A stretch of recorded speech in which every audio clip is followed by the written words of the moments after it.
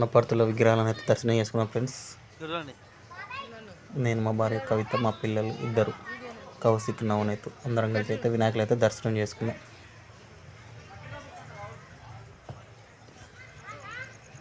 వినాయకులు అయితే అద్భుతంగా అలంకరించినాయి.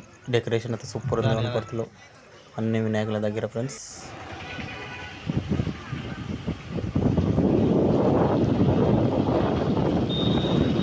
ఈ వినాయకుడు వచ్చేసి గ్రీన్ పార్క్ దగ్గర.